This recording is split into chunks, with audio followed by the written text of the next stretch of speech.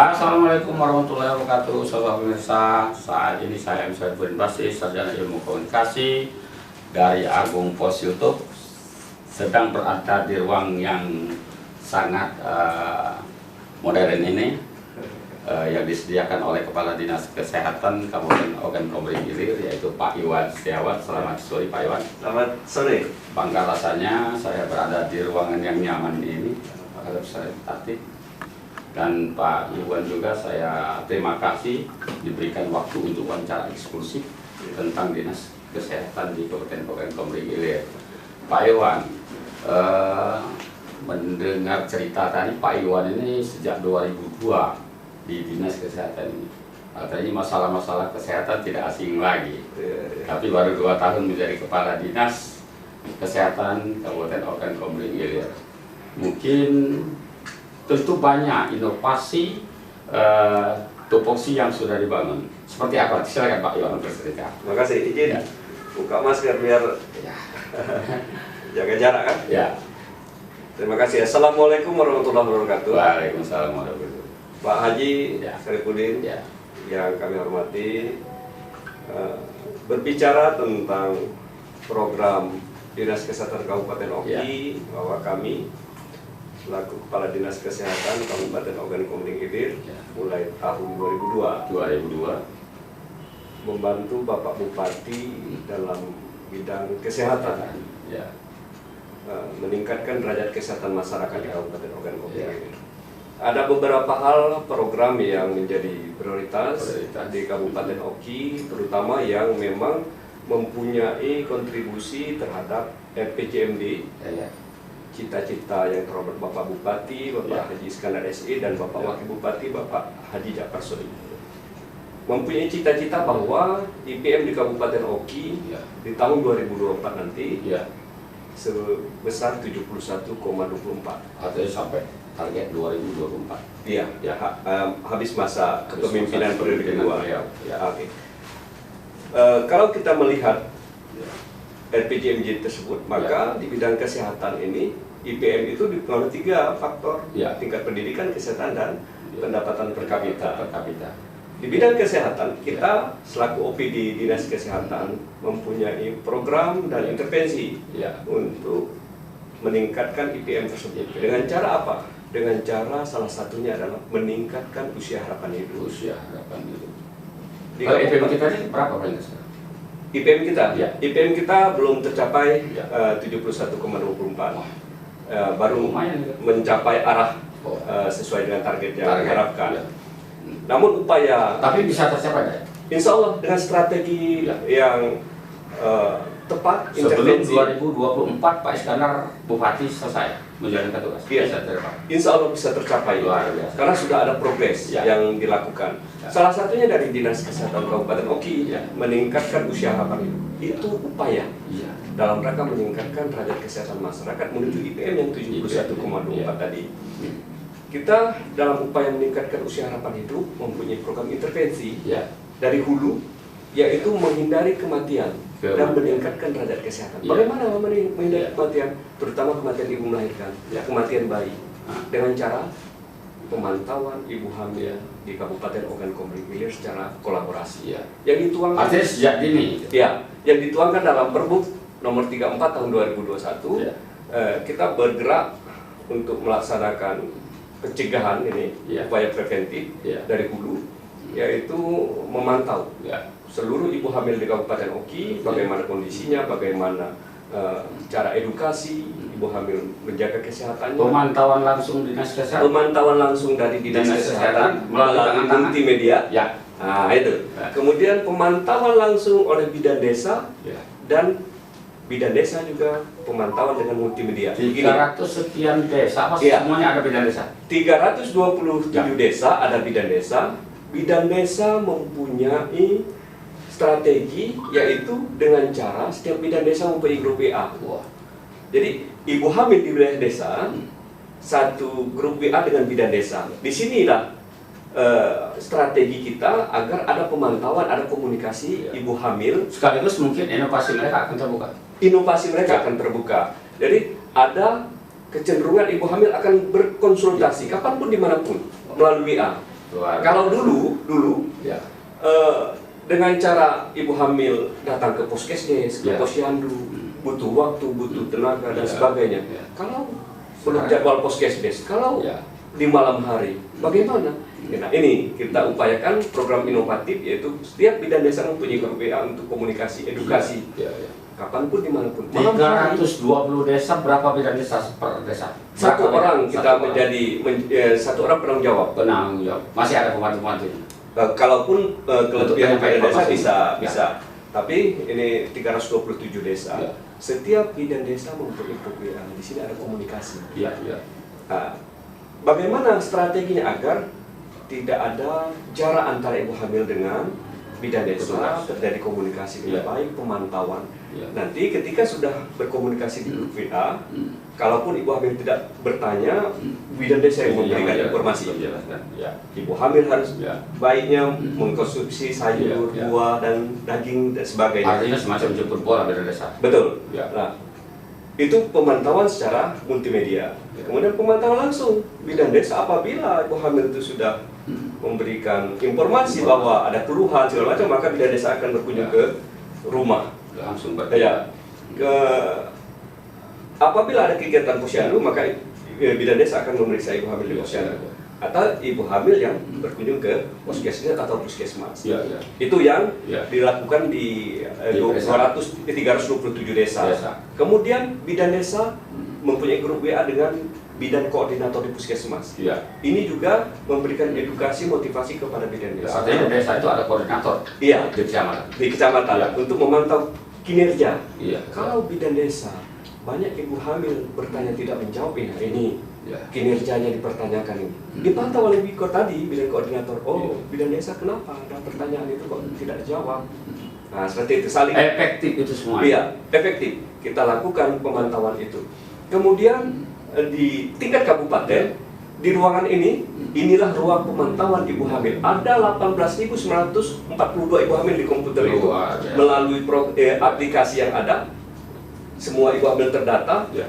Kita pilih ini, ibu hamil dengan faktor resiko 942, Ya. ibu hamil dengan tidak faktor resiko ada lain. Ibu hamil dengan faktor resiko ditelepon setiap hari. Bagaimana kondisi ibu? Ada pengelompokan Iya. untuk menuju sehat. Iya, ada dikelompokkan ini dalam rangka untuk pemantauan. Pemantauan, Ibu ya. hamil dengan faktor risiko lebih banyak dilakukan Ya. pemantauan langsung telepon dari dinas kesehatan Ya, ya. oleh operator yang Ya. mempunyai kompetensi ilmu di bidang kesehatan ibu dan anak. Ya. Dipantau, ditelepon, kemudian yang ibu hamil tidak faktor risiko di SMS, WA, SMS secara bersama-sama Ya. dengan informasi yang sama. Selamat pagi ibu, semoga ibu dalam keadaan Ya. sehat dan segera memeriksakan kehamilan ke bidan desa. Apapun edukasi yang kita berikan melalui SMS atau WA. Dengan lemah lembut edukasi sudah menyehatkan. Iya. Nah, kita Ya. siapkan tenaga operator kita yang mempunyai kemampuan untuk berkomunikasi baik, Ya. seperti operator di bank-bank swasta seperti itu. Ya. Halo ibu, selamat pagi. Apakah Ya. ibu dalam kondisi sehat hari ini? Apakah ibu sudah memeriksakan kehamilannya ke bidan desa? Ya. Ibu hamil bilang misalnya, oh saya tidak bisa memeriksakan, kenapa? Bidan desa tidak ada tempat. Ini upaya kita Ya. menegur kenapa bidan desa tidak Ada yang seperti itu. ada sekali-sekali. Sekali-sekali. Tetapi banyak pada umumnya Pada bidan umumnya ada di tempat ada dan di tempat. komunikasi Ya. kita. Yang namanya manusia kan biasa. Ya. Program ini Pak Haji, Ya. kita laksanakan di tahun 2020 Ya. Januari. Januari. Dengan program pemantauan ini, ibu hamil yang mau melahirkan ke puskesmas dijemput dan diantar, diberi Ya. bingkisan Ya. serta gratis. Wah. Sudah dibayari oleh Bapak Bupati kita Iya, iya, iya, iya. terhadap ibu hamil yang melahirkan di puskesdes Ya. atau puskesmas. Kalaupun dirujuk di rumah sakit juga akan dibantu bayaran melalui dana Ya. yang persal, APBN dan APBD. Fasilitas mereka seandainya tidak bisa ditangani untuk ke rumah sakit terdekat atau puskes terdekat. Kita kan mempunyai 4 rumah sakit rujukan. Ya, ya. Rumah sakit RSUD, RSMH, Rumah Sakit Pelabuhan, dan Rumah Sakit Muhammadiyah. Ya. Kalau seandainya bisa di kecamatan bagaimana pelayanan di kecamatan? Di puskesmas. Ya. Nah, di puskesmas tadi, ibu hamil tidak dengan faktor risiko, Ya. dijemput, dilakukan persalinan di puskesmas, diantar pulang dan diberi bingkisan serta gratis. Inilah yang diberikan oleh pemerintah kepada masyarakat Kabupaten Oki, merupakan suatu program SPM, standar pelayanan minimal, yang merupakan hak masyarakat untuk mendapatkannya dan kewajiban pemerintah untuk memberikannya. Jadi inilah upaya implementasi dari wujud tupoksi dari Dinas Kesehatan Kabupaten Oki mendukung RPJMD Kabupaten Oki, cita-cita yang terhormat Bapak Bupati dan Bapak Wakil Bupati.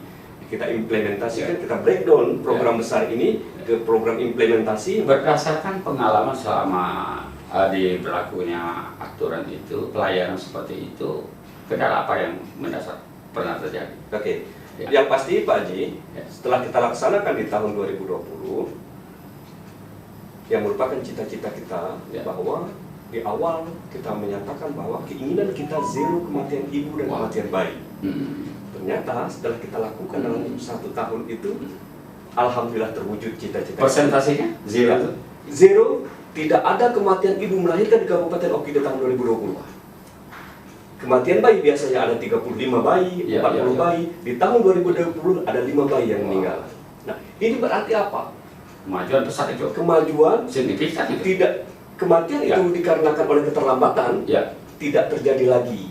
Karena sebelum tafsiran persalinan ibu hamil ini kita rujuk ke rumah singgah atau kita jemput bola. Jadi kekhawatiran ibu hamil untuk melahirkan, misalnya biaya, kemudian tidak tahu tentang menjaga gizi, tidak tahu menjaga yang disebut priori emas, sangat kita utamakan agar anak sehat, cerdas dan kuat nanti. Itu. Jadi di tahun 2020 zero kematian ibu kita.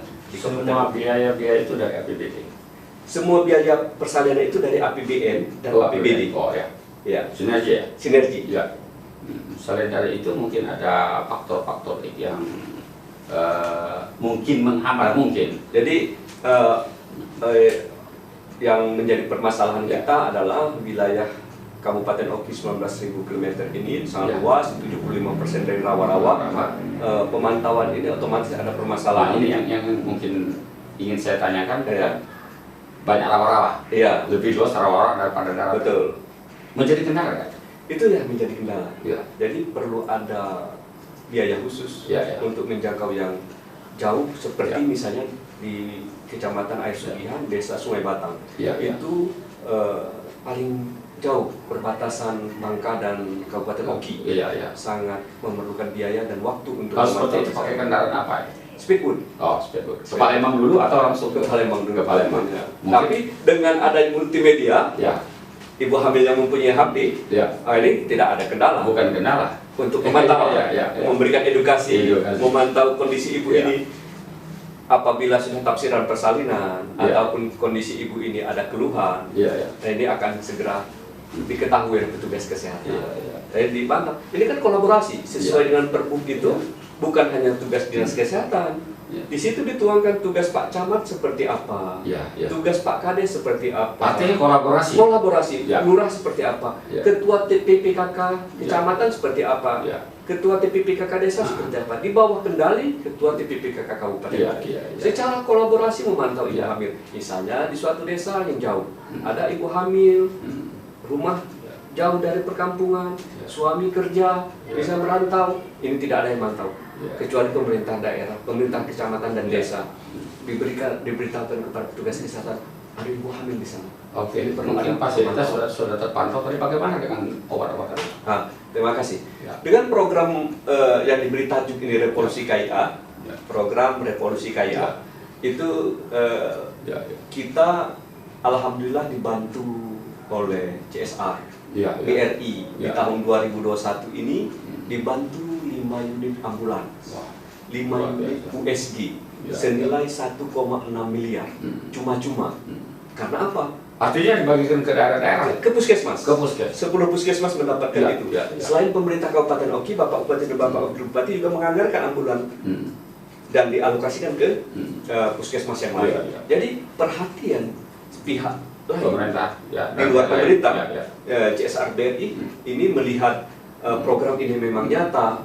Kita masukkan proposal dan mereka mengikuti program ini di YouTube, kemudian di FB Dinas Kesehatan maupun IG Dinas Kesehatan, bahwa banyak ibu hamil di Kabupaten Oki merasa terbantu dengan testimoni yang mereka berikan. Oke, kalau tadi CSR-nya dari BRI.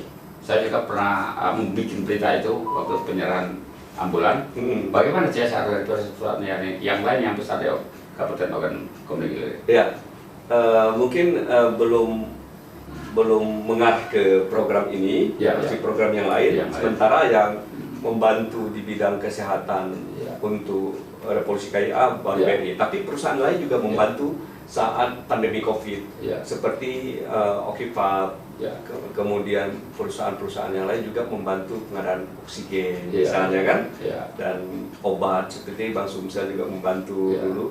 Kemudian dalam penanganan COVID-19 di Kabupaten Oki ini. Oke, kita juga kan sekarang ini masih gencar-gencarnya mencapai target vaksin.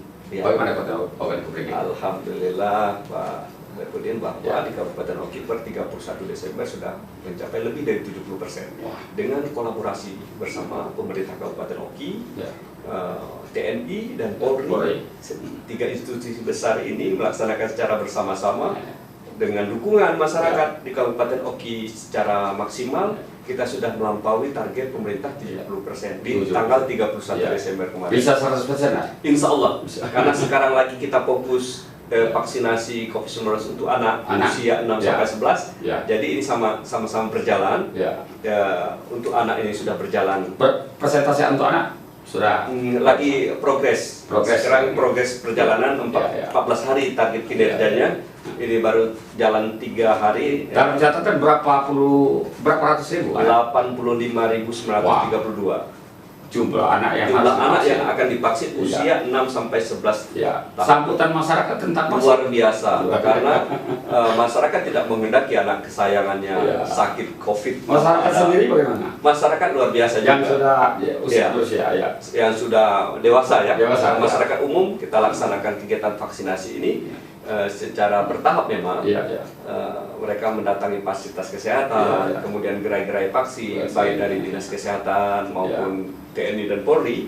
Ini sudah luar biasa karena kita maklum daerah kita ini sangat luas, 19.000 km persegi, lebih luas dari Provinsi Bengkulu, Jawa Barat, iya kan?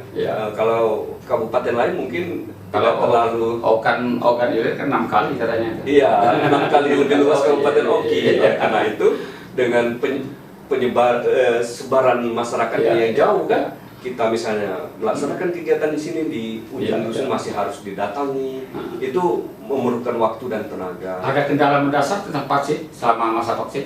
Kendala tentang vaksin tentunya dari awal kemarin kita distribusi vaksin belum maksimal, belum 100%. Dari obatnya, dari vaksinnya? Bukan dari manusia yang divaksin? Bukan. Dari vaksinnya memang tidak di dropping secara serempak, bertahap diberikan kepada Kabupaten Oki. Tidak hanya Oki, seluruh kabupaten kota Sumatera Selatan memang diberikan secara bertahap.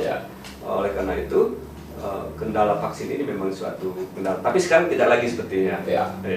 Bahkan orang berdatangan minta vaksin. Karena sertifikat vaksin kan bisa digunakan untuk aktivitas keluar daerah. Bahkan kalau tidak larang untuk berjalan mana-mana. Tapi memang gitu, Pak Sarifudin, bahwa vaksin ini ibarat kita mengendarai sepeda motor menggunakan helm.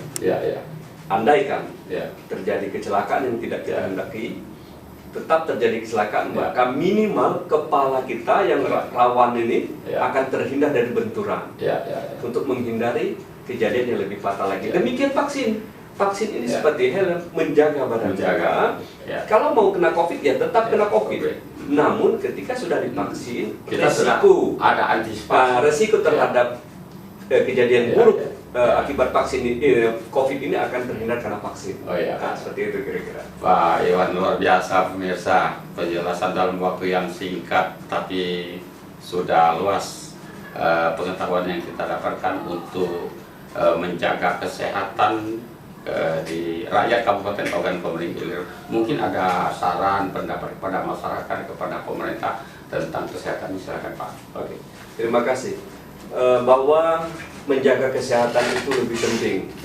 Oleh karena itu upaya preventif harus kita utamakan. Dengan cara apa? Mencegah terjadinya penyakit. Anggap saja seperti ini.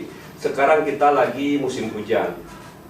Otomatis penyakit demam berdarah akan timbul di kondisi saat ini. Oleh karena itu, untuk mencegah tidak terjadi penyakit BBD pada diri kita, keluarga dan lingkungan, kita harus mencegah dengan cara melaksanakan pemberantasan sarang nyamuk.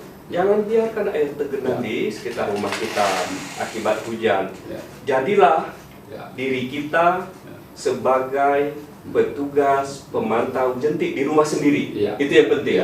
Menjadi petugas pemantau jentik di rumah sendiri. Jadi setiap rumah kita ada petugas, yaitu diri kita sendiri, untuk mengawasi sekitar rumah agar tidak terjadi genangan air sehingga terhindar dari jentik jamuk demam berdarah. Jangan sampai kita setelah ada kasus DBD baru minta disemprot, minta ini, minta itu. Itu sesuatu yang kurang efektif. Artinya masyarakat harus proaktif. Harus proaktif untuk mencegah terjadinya penyakit menular. Jangan terlena oleh corona saja. Jangan terlena oleh corona saja. DBD ini sangat berbahaya juga. Kemudian penyakit lingkungan ini kan DBD. Kemudian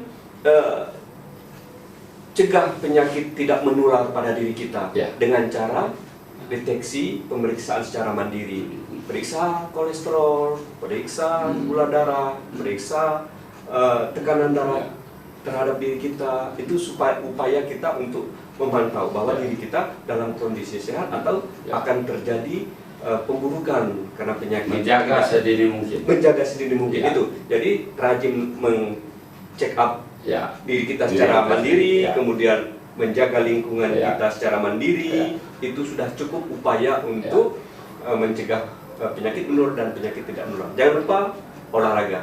Nah itu. Saudara bisa Pak Iwan, terima kasih banyak penjelasannya dalam waktu yang singkat, tapi sudah luar biasa. Kita mendapatkan pengetahuan. Jujur, ini edukasi. Betul. Bukan cuma publikasi, tapi edukasi kesehatan pada para pemirsa. Saudara pemirsa, demikian wawancara eksklusif kami bersama Bapak Kepala Dinas Kesehatan Kabupaten Ogan Komering Ilir, Bapak Iwan Setiawan,